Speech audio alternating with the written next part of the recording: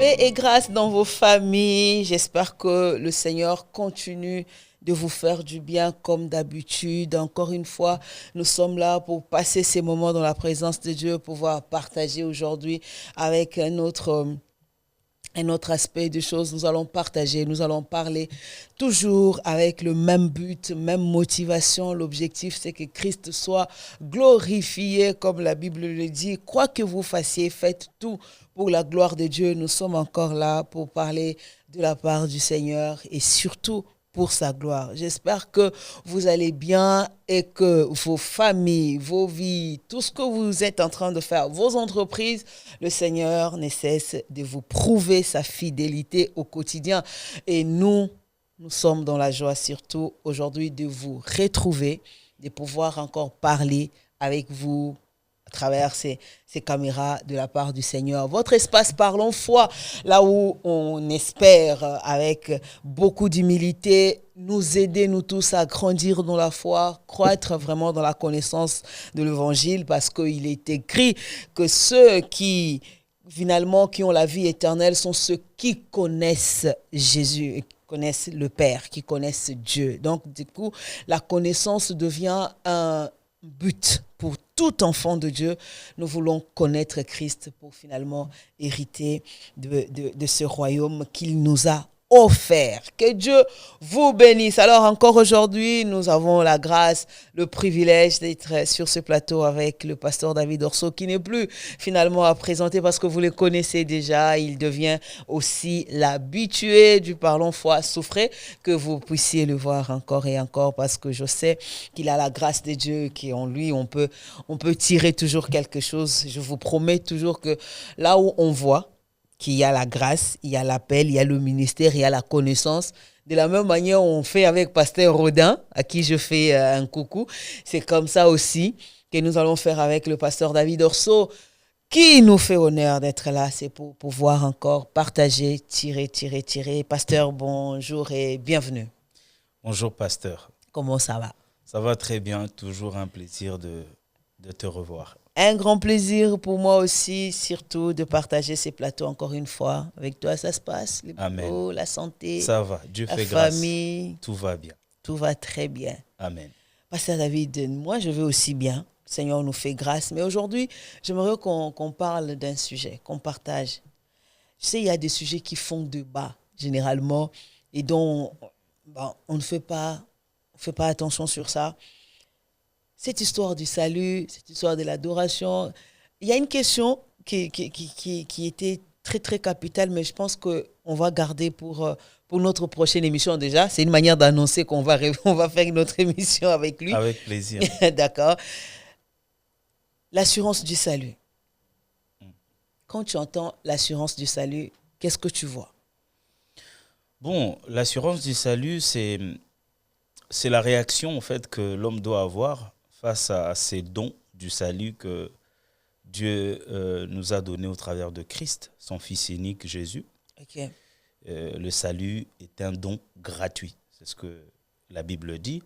Et vu que cela est un don gratuit et que cela émane des dieux, parce que Éphésiens dit cela ne vient pas de nous.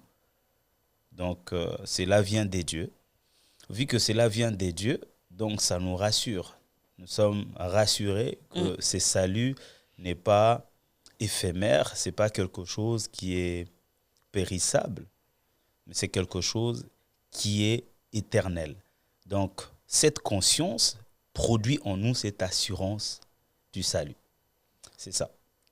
En fait, la conscience du don reçu.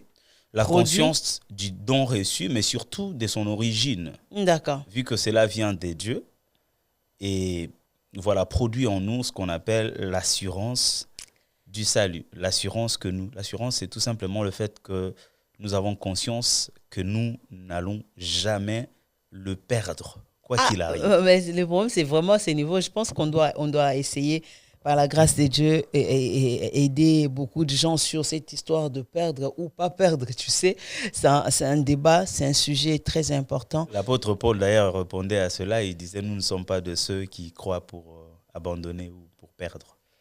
Donc, Bon, ça, c'est un autre sujet. On en Ça, c'est un parlera autre sujet, mais prochainement. est-ce que c'est possible de perdre son salut? C'est un sujet très, très sensible. C'est Mm. un sujet doctrinal qui demande beaucoup, beaucoup de maîtrise pour en parler. Mais aussi, vous savez que s'il faut parler de moi, je pense que non, un enfant de Dieu qui a reçu Jésus comme Seigneur et Sauveur dans sa vie ne peut pas perdre le salut parce que le salut, dans sa conception, dans sa réalisation et dans son accomplissement, est l'œuvre de Dieu. Mhm. Donc, perdre le salut suppose que Dieu aurait failli quelque part dans ces processus. Donc, s'il n'a pas failli dans la conception, peut-être qu'il va faillir dans l'application. Mhm. Vous voyez, donc il y a un point qui doit faillir pour qu'on soit sûr Quelque qu'une part. personne peut perdre le salut. Si nous sommes d'accord, nous sommes tous unanimes que Dieu ne peut pas faillir sur un point, donc le salut, on ne peut pas le perdre. Non, mais, bon, je suis d'accord que le salut, c'est l'œuvre unilatérale de Dieu. Ça vient directement de lui et on n'a rien fait. Ça, c'est Exactement. important. Il faut préciser qu'on n'a rien fait, on n'a rien créé, on n'a rien déjà mérité. Ça, c'est vraiment une évidence. On n'a pas mérité les saluts que nous avons reçus. Comme tu l'as souligné tout à l'heure, c'est les dons gratuits de Dieu lui-même. Alors, Paul nous explique ceci. Paul dit que nous avons les saluts par la grâce au moyen de la De foi. la foi. Et si quelqu'un perdait la foi? Ce n'est pas possible de perdre le salut parce que si le moyen par lequel on a obtenu la grâce, qui est finalement le salut, et par la foi, c'est ce qui nous rend directement agréables aux yeux de Dieu. Tout C'est à ce fait. que la Bible dit. Exactement. Est-ce qu'on peut perdre, et lorsqu'on perd la foi, il y a une possibilité. Est-ce que déjà on peut perdre la foi? Bah, écoute, j'aimerais répondre directement. Sans- Non, mais ma sans- question n'est pas finie. Hein. Oui, oui, sans séparer, parce que elle n'est pas finie, mais elle est un peu claire. Suffisante Voilà. pour trouver Donc, des réponses. déjà, pour bien discuter au sujet de ce que vous avez, ce que tu as posé comme question, il faut d'abord bien finir la phrase du texte que tu as donné. Tu as dit, nous sommes sauvés par la grâce de Dieu au moyen de la foi. Mais la Bible ne s'arrête pas là. La Bible dit, et cela ne vient pas de nous. Tiens. Donc, la Bible voudrait dire que et la foi et la grâce ne vient pas de nous. Dans le deux vient de Dieu. Vous savez, dans Romains chapitre 8, à partir du verset 29, la Bible dit, ceux qu'il a connus d'avance, il les a prédestinés à être semblables à l'image de son fils, du fils unique. Vous voyez, tout commence par là. Le problème est qu'aujourd'hui, beaucoup d'entre nous pensent que le salut était un plan d'urgence. C'est Dieu qui s'est rendu compte qu'il est dans la merde, qu'il doit faire quelque chose de vite pour sauver l'homme, qu'il doit le sortir dans la galère rapidement. Non, c'est un plan un plan B de Dieu. C'est un plan qui a déjà établi, nous le voyons déjà dans Éden après la chute de l'homme. Et lorsqu'il donne même de promesses, tout ça, de la rédemption au travers, quand il parle du serpent, il y a plusieurs choses qui ont déjà commencé. C'est pour dire que, en fait, le plan du salut n'est pas un plan d'urgence, c'est un plan bien élaboré par Dieu depuis le commencement. Et il dit ce qu'il a connu d'avance. C'est-à-dire que Dieu ne vient pas donner le salut aux innocents. Mais aux coupables. Innocents dans le sens de gens qui n'étaient pas concernés. Okay. Voilà, aux non concernés. Voilà le mot. Donc Dieu ne vient pas apporter son salut aux non concernés. Dieu apporte son salut à un peuple qu'il a connu d'avance, qu'il a déjà préparé à être semblable à l'image de son fils. Vous voyez?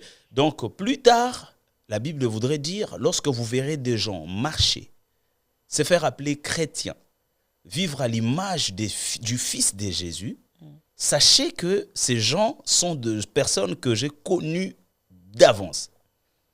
Ce ne sont pas des personnes qui sont tombées par le coup du hasard et qui se sont retrouvés chrétiens. Non. Ou qui ont décidé eux-mêmes librement de croire en Dieu. Qui ont décidé par rapport à certaines situations, difficultés de la vie, ils ont décidé de donner leur vie à Dieu. Non, ce n'est pas ça.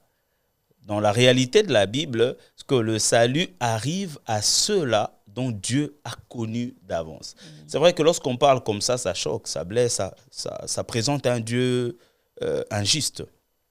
Mais voilà, nous l'avons vu depuis le début. Dieu a créé le ciel et la terre. La Bible dit rien de ce qui a été créé n'a été créé sans elle. Donc Dieu a créé toute la créature. Mais tu seras d'accord avec moi qu'au bout d'un moment, certains hommes sur la terre ont été considérés comme étrangers auprès des dieux. La Bible dit ils vivaient sans Dieu. Autrefois, vous étiez sans Dieu. Et je me pose toujours cette question, mais comment nous ne sommes pas créés nous-mêmes, nous ne sommes pas auto-créés. Nous ne sommes pas le parvenu. Voilà, donc c'est Dieu qui nous a créés. Qu'est-ce qui fait qu'au bout d'un moment, nous étions sans Dieu? C'est-à-dire que Dieu, dans sa souveraineté, s'est choisi un peuple à lui. Depuis le temps, Dieu a eu un peuple qu'on appelle Israël, son peuple à lui. Vous étiez en dehors de ces peuples, vous étiez considérés païens, sans Dieu. Étrangers. Pas de droit au culte. Ce n'était pas comme aujourd'hui nos cultes qui réunissent des invités. Lorsque Saul de Tarse, qui est devenu Paul, lorsqu'il est venu pour la première fois dans le culte de saint, et les gens étaient choqués, prêts à le chasser. Il fallait qu'il y ait un témoin, Ananias, qui est venu dire, rassurez-vous que c'est maintenant notre frère. Il fallait un témoignage.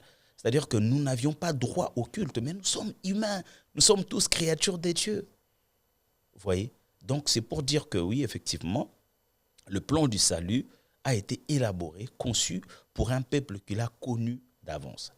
Parce que ces textes disent, ceux qu'il a connus d'avance, il les a prédestinés à être semblables à l'image de Dieu. Et il continue le travail. Il dit, il les a appelés. C'est-à-dire, le matin, vous voyez quelqu'un en Christ, sachez qu'il a été appelé par Dieu. Et il a été appelé, pourquoi? Parce qu'il a été connu d'avance. Il a été sélectionné à être appelé. Vous voyez? Donc, c'est comme vous partez quelque part, on enregistre vos noms, on vous dit, partez, c'est dont on a enregistré le nom, on vous appellera. C'est-à-dire, celui qui n'a pas eu le nom enregistré ce jour-là, il rentre, il n'attend pas un appel. Vous voyez, c'est un peu comme ça. Il les a connus d'avance et ensuite, il les a appelés. Mais il ne va pas seulement les appeler, il les a aussi justifiés. C'est-à-dire que lorsque vous verriez ces personnes vivre dans la sainteté, pratiquer des bonnes œuvres, sachez que ce sont des œuvres, d'ailleurs la Bible le dit dans Ephésiens, il dit que vous êtes l'ouvrage entre les mains des dieux, dont vous avez été créés en Christ. C'est ce que la Bible dit, afin que vous puissiez pratiquer les bonnes œuvres qui ont été préparées d'avance pour vous. C'est-à-dire lorsqu'un chrétien est en train de marcher dans la sainteté, faire des bonnes œuvres, ce sont des œuvres que Dieu a préparées pour ceux-là qu'il a connus d'avance. Wow. Vous voyez? Et Dieu a préparé ceux-là afin que ceux-là qui seront appelés, justifiés, soient capables de les pratiquer. Vous voyez, il n'y a rien de hasard dans tout ça. Et finalement, le texte dit, ceux qu'il a appelés, il les a aussi glorifiés. Et quand la Bible parle de glorifier, Pasteur Ginette, la Bible ne parle pas il leur a donné de maisons. La Bible ne veut pas dire qu'il les a achetés de voitures. Il les a glorifiés, c'est-à-dire il les a enlevés pour le faire entrer dans la félicité, dans la gloire éternelle. Il les a glorifiés. Vous voyez qu'il n'y a rien du hasard en fait dans le plan du salut. Il n'y a rien du hasard dans le plan des dieux. Tout a été préparé Rien n'échappe à son contrôle, on peut dire. Exactement. Rien n'échappe à son contrôle. Donc, il pour voit revenir tout. à ce que tu disais, perdre le salut voudrait dire que un de ces étapes est une erreur. A été mal conçu ou mal préparé. Mal géré. Exactement. Ouais. Non, mais tu as dit quelque chose de très important qui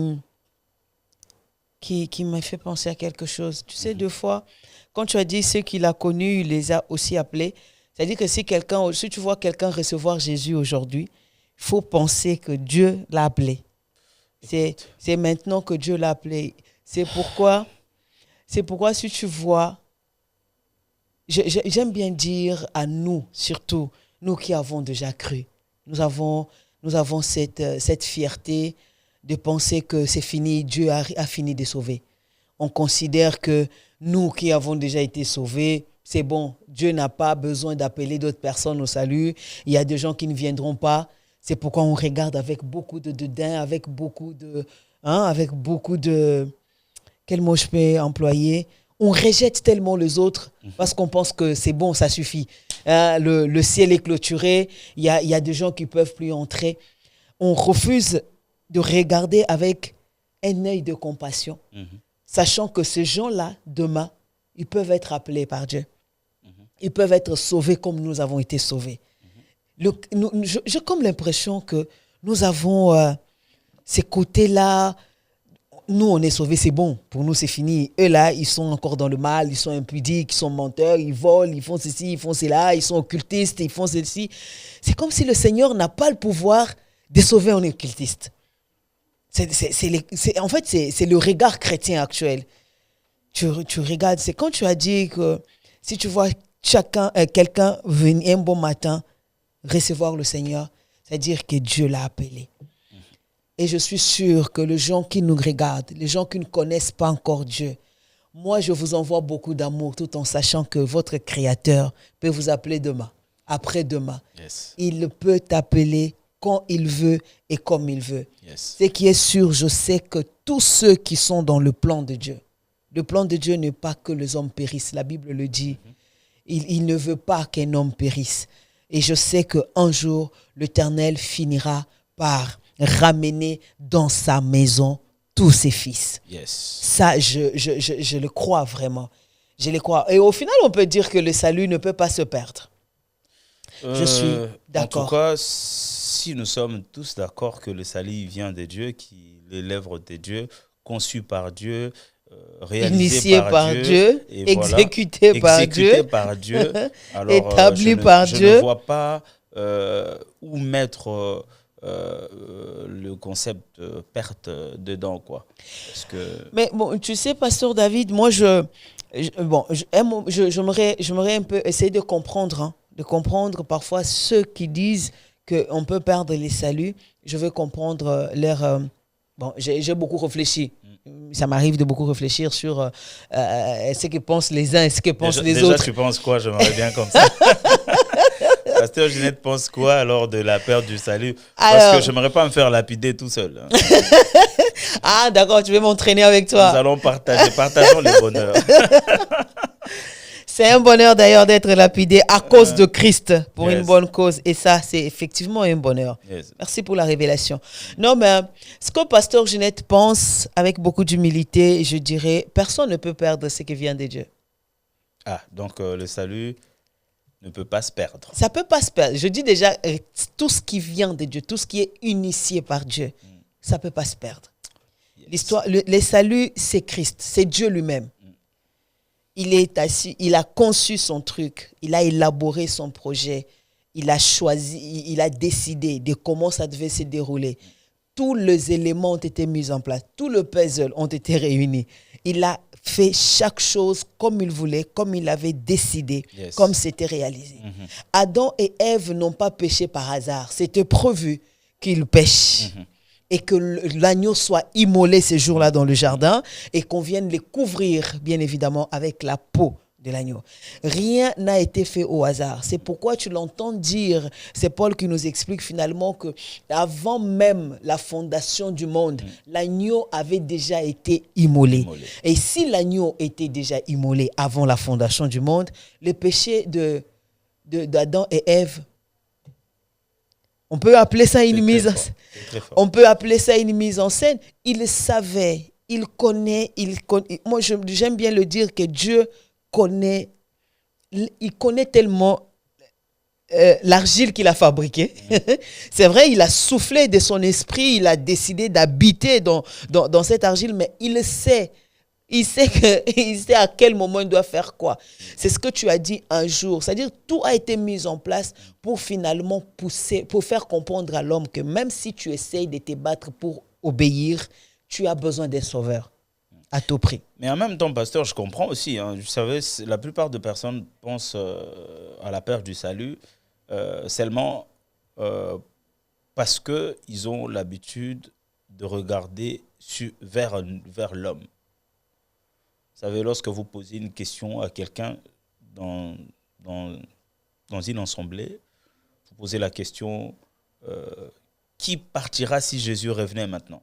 Vous pouvez voir le regard, hein. Vous voyez, les gens, ils commencent à réfléchir. Naturellement, on ne répond pas tout de suite. Pourquoi?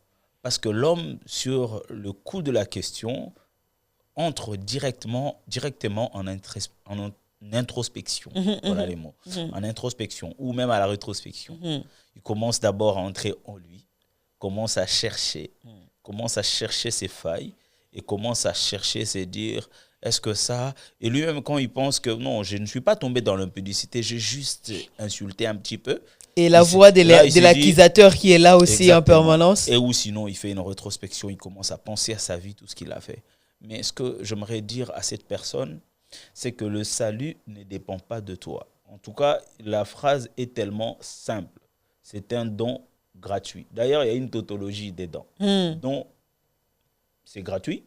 Et puis gratuit, c'est gratuit. Donc, c'est pour vous dire que lorsque vous pensez au salut, ne pensez jamais à vous, sinon vous êtes en train de marcher sur l'œuvre que le Christ a accomplie. Et je répète ici, comme l'autre fois, vous êtes antichrist sans le savoir. Vous êtes un antichrist. Vous combattez Christ sans le savoir. L'œuvre de Christ. Donc, quand on parle du salut, pensez à ce qu'il a fait.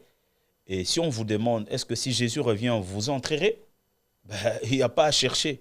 Oui, parce que Christ a dit quiconque croit en lui ne périsse point. Donc, je ne vois pas comment périr alors que je crois en lui. Voilà. Ah, c'est ça en fait. L'évangile centré sur l'homme, c'est ce qui nous fait quand même rater beaucoup de choses. Tu vois, notre évangile anthropocentrique, voilà. Tout est centré sur nous, sur notre bien-être, sur ce que nous allons devenir. Et on s'est dit, comme nous voulons devenir quelque chose, tous les moyens sont possibles. On s'est dit, il y a des moyens dont Dieu ne peut pas faire. Il y a des endroits où il y a des choses que Dieu ne peut pas faire. C'est pourquoi on s'est mis au centre tout en sachant qu'avec nos efforts, tu sais, Pasteur David, c'est l'homme, nous, on veut être reconnu. Je ne veux pas que mes efforts ne soient pas reconnus. Tu vois un peu? Malheureusement, c'est comme ça, il faut qu'on reconnaisse. C'est pourquoi aujourd'hui, il y a des prix, le mérite, on donne des trophées. Ça fait du bien. Il y a ceux même qui se battent pour ça. Il y a ceux qui font, tu vas voir tant de choses tout autour de la rémunération, de la reconnaissance. C'est-à-dire qu'on doit reconnaître ce que tu fais, on doit reconnaître ce que tu es. Et je mal dans mon cœur parce qu'aujourd'hui, même l'Église est dedans. L'Église.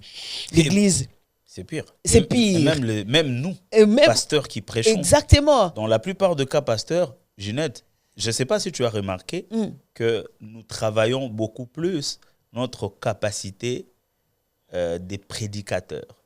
Nous investissons énormément par nos compétences en tant qu'orateurs. Nous travaillons, nous faisons des études, des définitions de mots en hébreu, comment se tenir devant le gens, comment ajuster ces mots, comment nous sommes beaucoup plus dans cela. Pourquoi? Parce que même nous, notre objectif aujourd'hui, c'est d'être vu comme un grand prédicateur, un grand enseignant, mais pas de vie a donné. Et c'est ce qui nous diffère un peu de la génération du patriarche Haïdi Naba, là.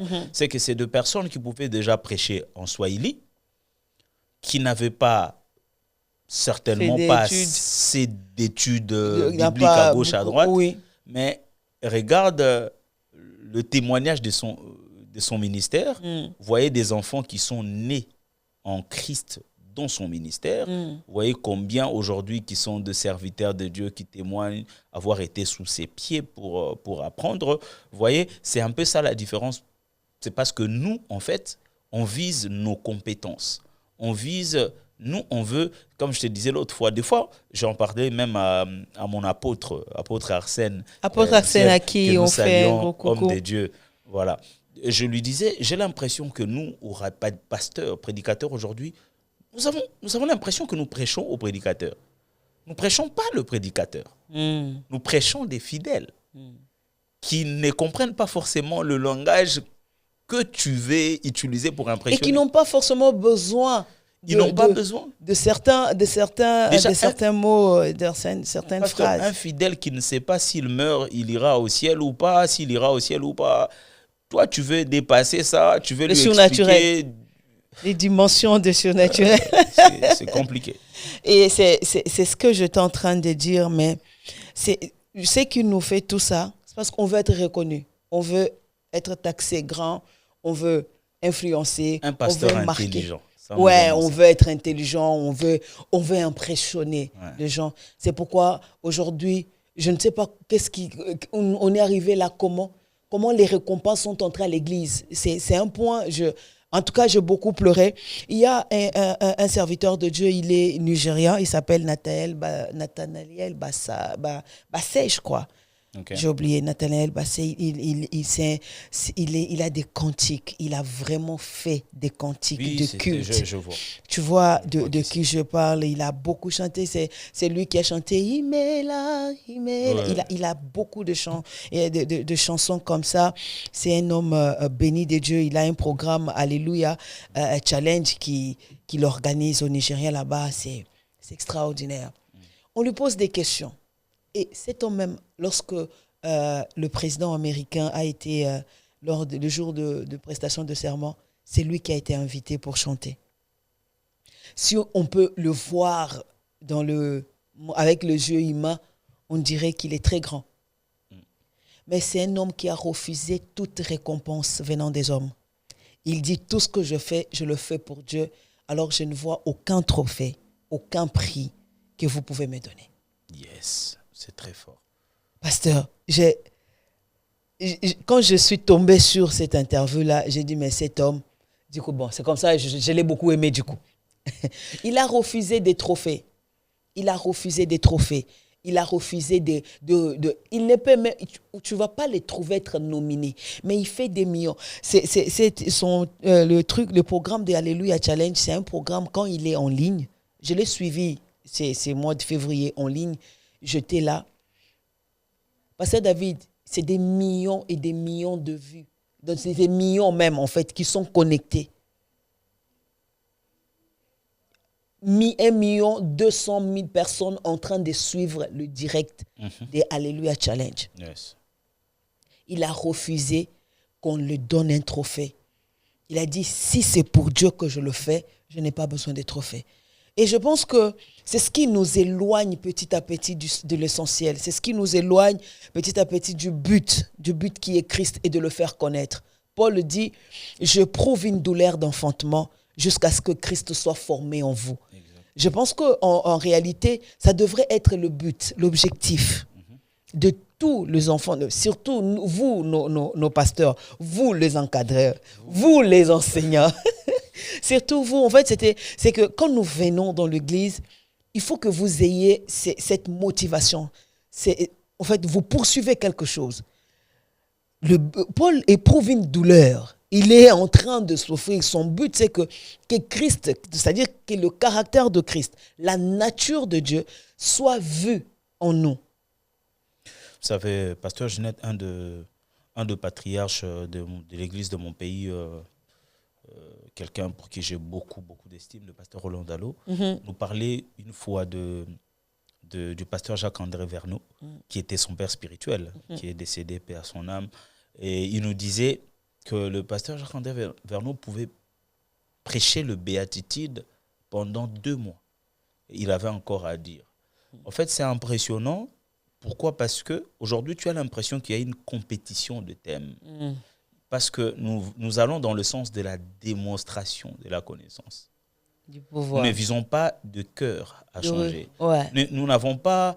Vous voyez, en fait, moi je dis d'ailleurs, la compassion dans l'Église, aujourd'hui, ce n'est pas difficile à chercher. Il suffit juste de voir la vie de Jésus, son ministère, et de voir la manière dont nous fonctionnons. Aujourd'hui. En fait, tu pourras directement faire la différence et voir s'il y a la compassion ou pas. Vous voyez, par exemple, dans un pays comme le Congo, qui est mon pays d'origine, la capitale de Kinshasa, vous voyez, par exemple, tout le jour, les gens se plaignent sur les embouteillages, le transport difficile. Les gens sont mal payés. Mais quand vous voyez des programmes, des prières qui se font, en fait, toi-même, tu te dis que le pasteur, c'est tout ce qu'il veut dire. C'est débrouillez-vous, mais venez. C'est vrai, c'est dur. C'est vrai, il n'y a pas de transport. C'est vrai que les routes sont bloquées. C'est vrai qu'il y a des embouteillages. Mais vous devriez être là pour Dieu. Mais quand je vois Dieu, Jésus-Christ, après avoir prêché, se soucier du social de gens, penser à la nourriture, ben, il a même dit on ne peut pas le renvoyer, il fait tard. On peut pas. Parce que certainement, il y a des insécurités, certainement, il y a de petits problèmes qui peuvent croiser en chemin. Donnez-leur vous-même à manger. On va essayer de pourvoir ici. Vous voyez comment Jésus pouvait aller jusqu'à s'inquiéter, à se soucier du social de gens. Mais ce n'est pas un peu l'art du ministère que nous exerçons aujourd'hui. Je parle de nous, hein, sans prétention de... Oui. Mais pasteur David, c'est dû à quoi en fait? C'est dû à quoi? Si nous sommes disciples de Christ aussi, si nous sommes censés transmettre ce que nous avons reçu de lui, pourquoi on n'arrive pas à le faire? Qu'est-ce qui fait que, au lieu de viser les cœurs, nous on vise les poches? Au lieu de viser les cœurs, nous on vise l'apparence. Au lieu de viser les cœurs, nous on vise la popularité. Au lieu de viser les cœurs, nous on veut se rassurer que je dise des choses qui vont garder les gens avec moi. Exactement. Pasteur David, l'évangile anthropocentrique, comme je le disais tout à l'heure, là où il est prêché, c'est là où il y a trop de monde. Parce qu'il faut qu'on te dise ce que tu dois, qu'on te dise ce que tu veux entendre.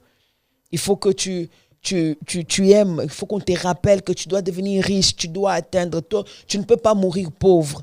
Tu ne peux pas manquer, tu dois avoir, parce que Jésus s'est fait pauvre pour que toi tu sois riche. Tu dois faire ceci, c'est devenu le but pour lequel. Mais comment on doit faire pour revenir aujourd'hui, commencer à s'adresser au cœur, à l'âme des gens? Déjà pour cette histoire je vais reprendre une parenthèse dans ce que tu as dit.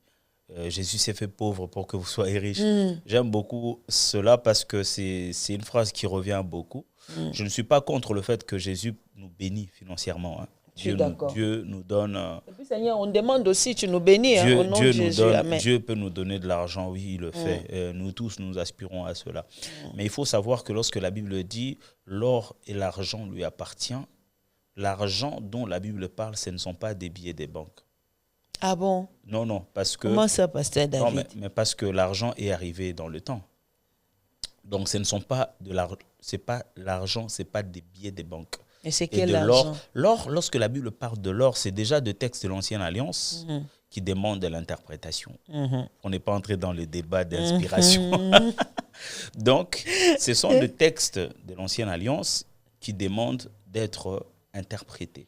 Lorsque la Bible parle de l'or, c'est clair que la Bible parle de la divinité de Dieu et de Christ.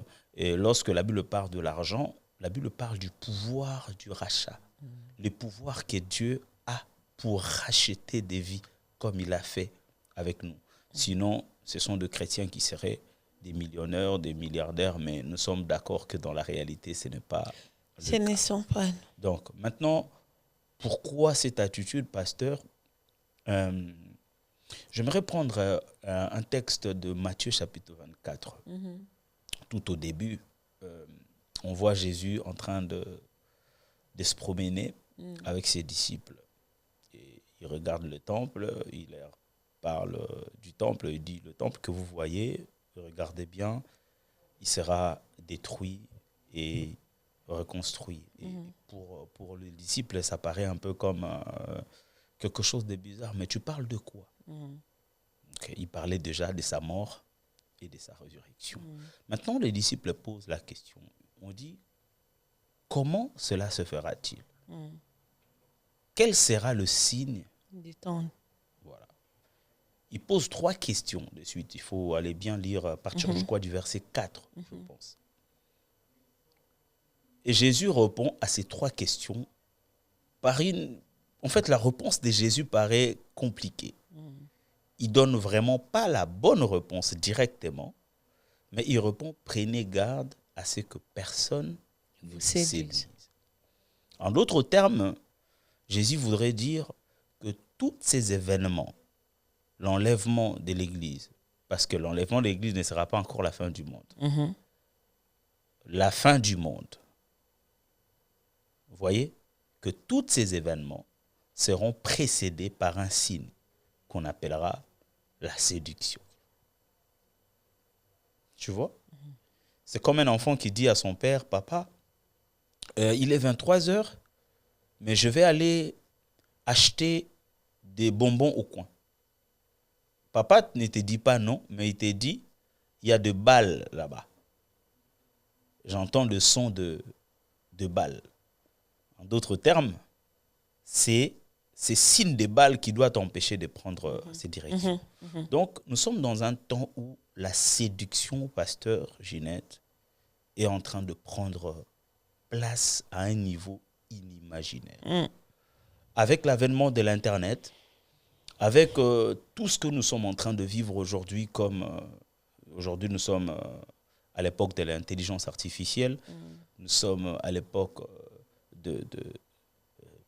en plein 21e siècle, donc c'est la mondialisation, c'est tous ces événements qui tournent autour de l'Église qui est en train d'influencer l'Église. Malheureusement, l'Église qui est censée influencer le monde, mais aujourd'hui, c'est le monde qui est en train d'influencer l'Église. Je ne suis pas en train de dire que l'Église est en train de faillir, parce que l'Église appartient à Dieu.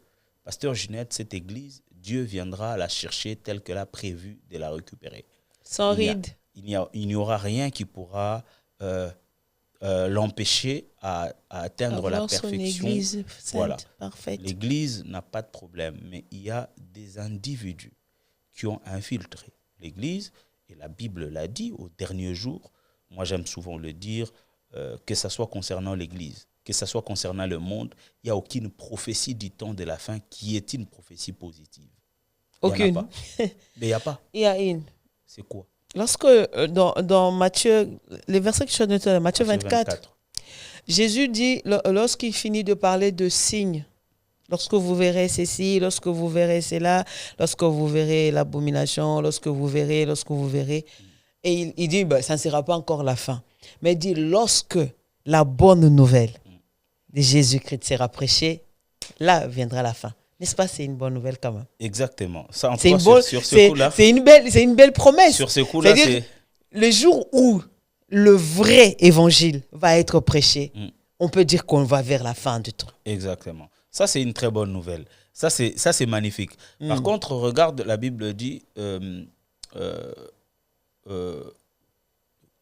vous aurez des temps difficiles. La Bible parle de temps difficiles. Et au dernier jour, il y aura des faux prophètes, même en ce qui concerne le sacerdoce. La Bible montre qu'il y aura des faux qui viendront. Au fait, aujourd'hui, bien-aimés, il faut faire attention. Lorsque vous voyez des faux être mis à nu devant le monde, ne prenez pas tout pour un combat.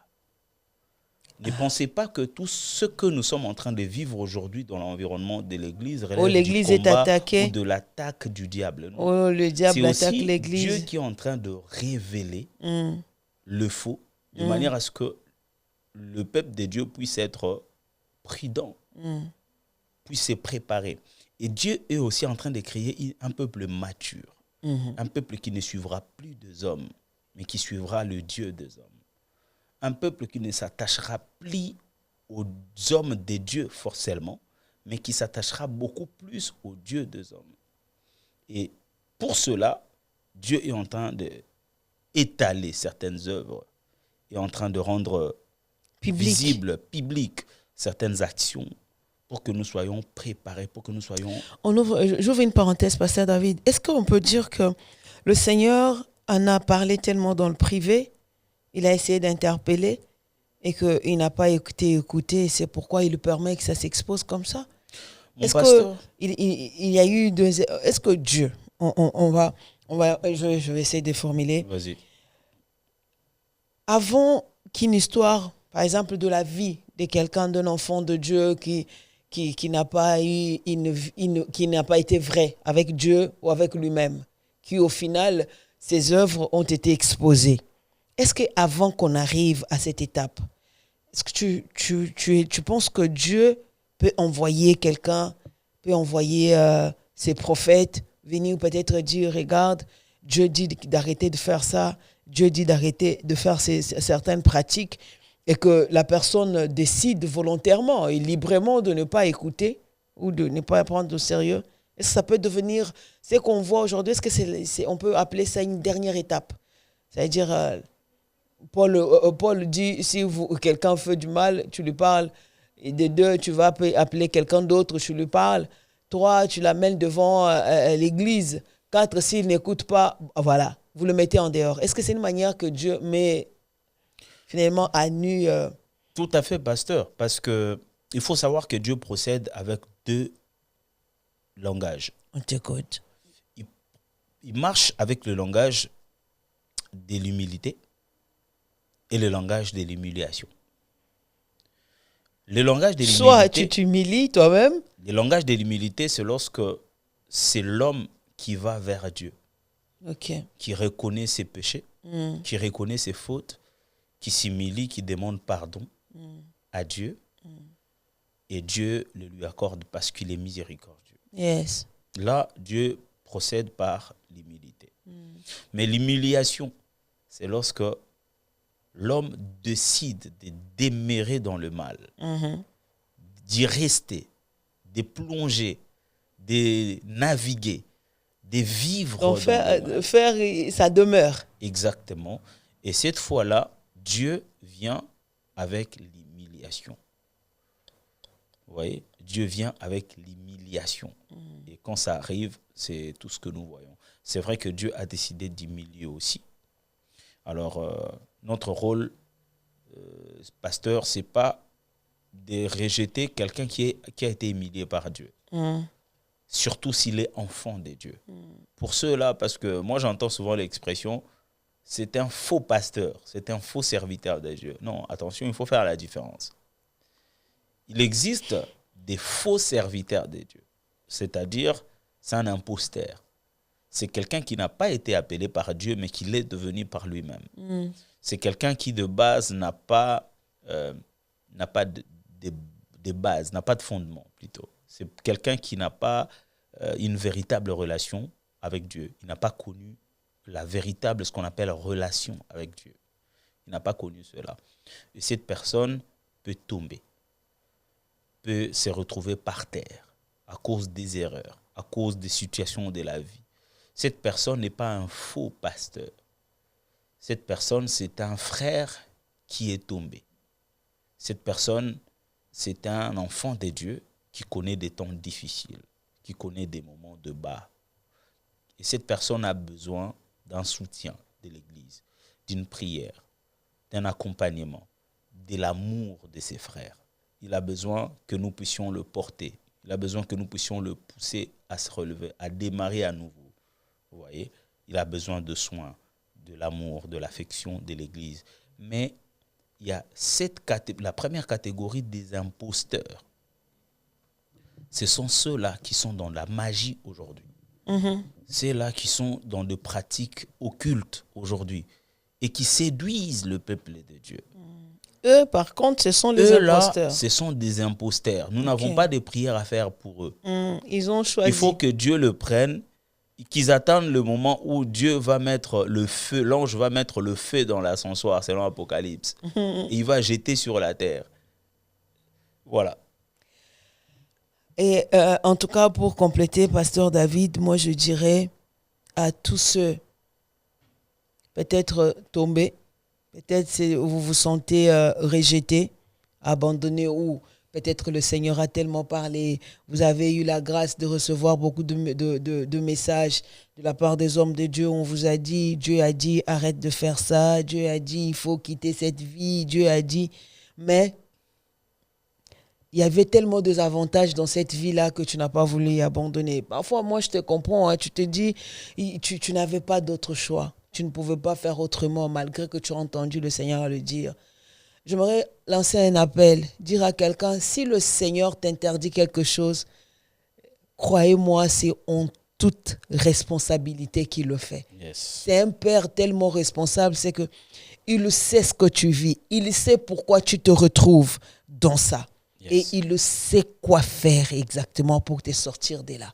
Mais ce que toi, tu dois faire, c'est de l'aimer en retour. Et la réponse de ton amour, vraiment, c'est d'abord obéir à ce qu'il a dit. Yes. Il faut d'abord partir. Yes. En réalité, Pasteur David, nous, on ne peut pas montrer autrement à Dieu notre amour. Lui, il est allé à la croix, il nous a prouvé qu'il nous aimait, il nous a sauvés.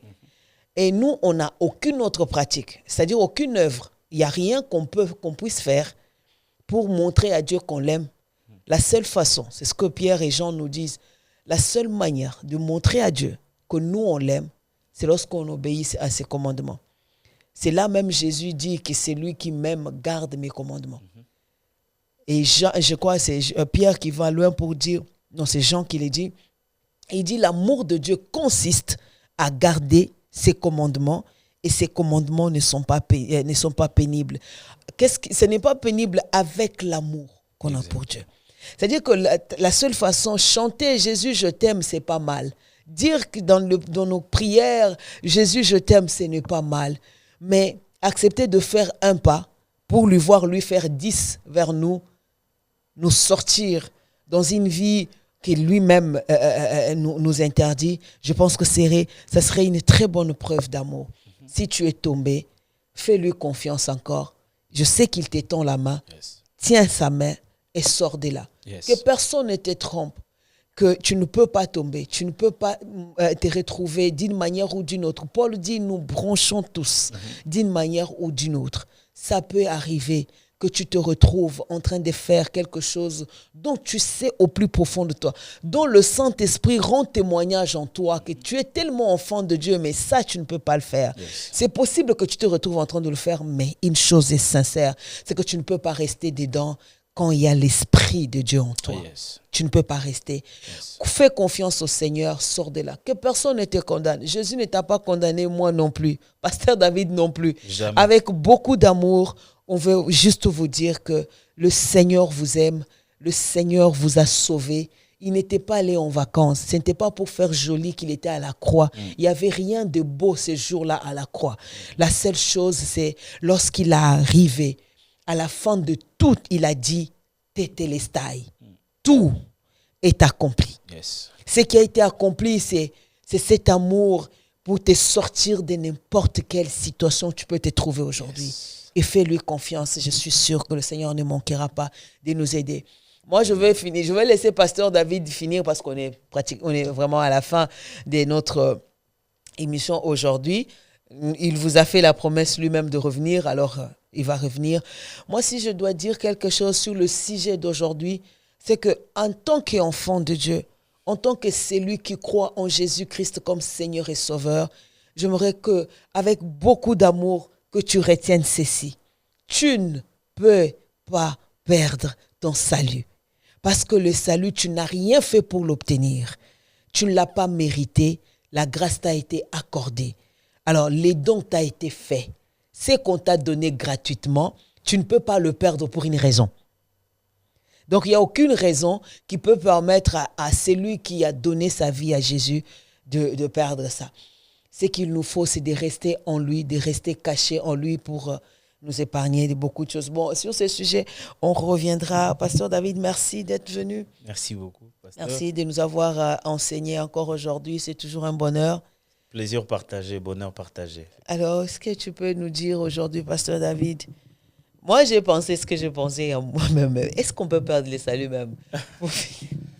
En fait, je voulais finir ici pour dire aux enfants des dieux qui nous suivez, vous qui nous suivez en ce moment, au travers de ces médias, j'aimerais vous dire que ne voyez jamais le salut comme si c'était votre affaire à vous. Comme si c'était à vous de chercher, de travailler pour l'obtenir. Considérez vos efforts comme la réponse au salut que vous avez reçu des dieux gratuitement. Sachez que le Seigneur vous a tendu la main, lui. C'est lui qui a déposé en vous la foi. Parce que vous m'avez posé cette question par rapport à la foi. Je pense même ne l'avoir pas vraiment répondu. Si quelqu'un pouvait perdre la foi. Mais la foi qui vous amène à Christ, ça s'appelle la foi initiale. C'est une foi qui vient de Dieu. Ce n'est pas la foi pratique. Donc cette foi ne vient que de Dieu lui-même. Donc Dieu dépose en vous et cela vous attire vers lui. Donc continuez de rester fidèle et attaché à Dieu. C'est d'ailleurs même ça la raison ou le véritable sujet de notre adoration. C'est que Christ nous a donné le salut gratuitement. Sur ce point, nous sommes tous sur la même longueur d'onde, nous sommes sur le même point d'égalité. Il n'y a pas de riches pauvres, nous sommes tous sauvés gratuitement par le salut de Jésus-Christ. Que le Seigneur vous bénisse.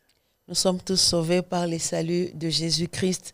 Que Dieu vous bénisse. Nous prions que son amour localise encore une personne. Il y a une parole, je crois, je l'ai déjà répétée, mais je vais encore répéter ça, que Pasteur David a dit. Toute personne qu'on peut voir venir en Christ aujourd'hui, c'est Dieu qui l'a appelé. Yes. Moi, je prie que le Seigneur appelle encore. Ma prière est que Dieu touche encore le cœur, que l'Éternel ramène. Il y a beaucoup de gens qui traversent des moments difficiles. Je pense que c'est tout simplement parce qu'ils sont en dehors de Jésus. Il y a deux choses, c'est tellement difficile, c'est compliqué. Mais c'est en dehors de Christ. La personne que tu vois insulter aujourd'hui, que tu vois faire du mal aujourd'hui, fais attention, prie. Tu ne sais pas si demain, ça sera ton frère dans le Seigneur. Une épaule peut-être sur laquelle tu pourras pleurer. Dieu est Dieu à un niveau qu'on ne peut pas imaginer. Alors s'il vous plaît, donnons de l'amour même aux personnes que nous croyons ou nous pensons être les gens qui ne méritent pas. Parce que Dieu peut sauver n'importe qui et n'importe quand. Que l'Éternel sauve encore, c'est ma prière. Amen. Que Dieu appelle encore vers son Fils Jésus, qu'il attire encore. Comme lui-même l'a dit, nul ne peut venir si le Père ne l'attire. Nous prions que l'Éternel attire encore. Donne de l'amour aux personnes que tu rencontres. Arrête l'orgueil de la connaissance de Dieu. Et mets de côté la fierté. Moi, je suis déjà en Christ. Je ne peux pas être là. Je ne peux pas faire ça. Je ne peux pas être avec eux. Non, tu peux leur dire que Jésus les aime aussi. Tu peux leur dire que Jésus est mort aussi pour eux. Tu peux leur dire que Christ les aime malgré ce qu'ils sont. Et il a donné sa vie pour eux. Que le Seigneur vous bénisse et nous vous donnons rendez-vous très très bientôt.